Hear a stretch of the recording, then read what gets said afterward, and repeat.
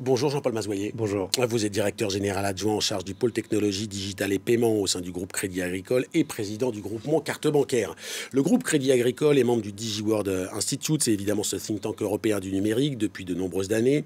Quel est le rôle des acteurs de la finance dans la transformation numérique de notre société ?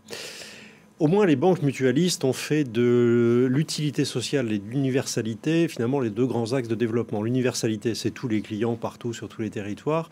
Et l'utilité aujourd'hui, pour moi, c'est l'accompagnement des transitions.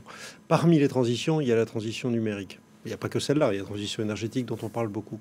La transition numérique, ça signifie comment est-ce que l'on va aider nos clients, que ce soit des entreprises, des collectivités locales, des particuliers, à se projeter dans cette transition. On est, vous savez, le budget IT des banques et la transformation digitale, on est au cœur de ça, directement touché, directement concerné.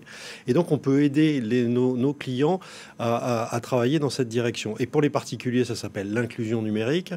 Et puis, on a notre rôle de financeur pour le financement, par exemple, de tout ce qui est de déploiement des fibres ou autres. Votre groupe est très présent sur l'ensemble des territoires en France. Comment se manifeste votre soutien à l'innovation numérique et à quels échelons territoriaux précisément ? Oui, le Crédit Agricole, c'est d'abord le premier employeur privé en France avec des implantations partout sur le territoire. On a mis en place depuis une dizaine d'années ce qu'on appelle les villages de l'innovation. Il y en a 42 aujourd'hui, il y en a en Italie, au Luxembourg. Ça a vu passer plus de 1200 startups depuis la création et c'est véritablement des endroits où on peut incuber, accélérer des startups. Donc on est au cœur de cet écosystème pour favoriser la création des startups. On a un deuxième sujet qui est celui des tiers-lieux, qui est comment est-ce qu'on favorise aussi le développement, le soutien à l'économie, au développement de l'économie. Il y a un exemple, évidemment, j'étais le papa de ça, c'est celui du connecteur à Biarritz, où on a créé un endroit pour justement permettre cette hybridation entre des grandes entreprises, des équipes projets, des startups. Donc on est au cœur de cette innovation dans les territoires. C'est très important pour nous. Naturellement, la banque a toujours été un acteur central dans la vie des entreprises et des citoyens. Comment peut-elle accompagner la construction d'une société numérique positive et en garantir la sécurité financière à l'heure où elle-même se digitalise avec l'objectif de rester compétitive? Oui, il y a deux sujets dans votre question. Il y a un sujet qui est, il faut pas simplement, il faut finalement rendre le monde plus humain grâce au digital. Il faut pas faire l'inverse. Il faut pas simplement avoir des femmes et des hommes qui sont augmentés par le digital. Il faut qu'on soit capable d'avoir un digital qui a une responsabilité humaine grâce à l'ajout de personnes. Donc ça, c'est le premier sujet. Le deuxième sujet est autour de la sécurité.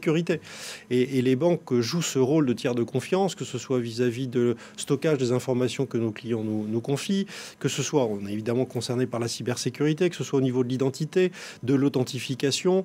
On travaille avec le groupement Carte Bancaire autour de quelque chose qui s'appelle Banque Connect, qui est un moyen pour les clients de facilement s'identifier. Bref, un ensemble de sujets sur lesquels on est à la fois très précis, très attentif à ce sujet de l'équilibre entre l'humain et le digital et ces sujets de sécurité. Les nouveaux usages liés au numérique transforment profondément l'industrie du paiement en Europe. Je rappelle, vous dirigez le pôle paiement de l'un des plus grands groupes bancaires français. Que pouvez-vous nous dire de la transformation digitale dans ce domaine? Quelles sont les grandes innovations? Qu'est-ce que le pays, l'euro digital? Quels en sont les enjeux? Beaucoup de questions dans votre question. S'il y a un domaine qui est véritablement concerné par ces sujets de transformation, cette disruption, comme on dit dans un mauvais français, c'est bien les paiements. Pourquoi? Parce qu'il y a des évolutions réglementaires européennes, vous les avez citées, il y a des évolutions des usages, il y a des évolutions de la technologie, il y a des évolutions parmi les concurrents, avec notamment l'arrivée de toutes les grandes sociétés technologiques sur ce métier-là. Et les positions bougent. Jusqu'à présent, notamment en France, ce sont les grandes banques traditionnelles qui contrôlent le marché des paiements.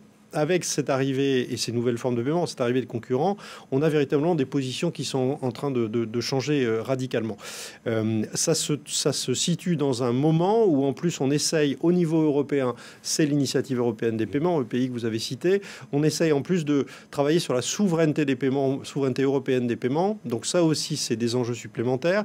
La Banque Centrale Européenne travaille également de son côté sur la création d'un euro digital pour remplacer le cash, si on veut aller dans ce sens.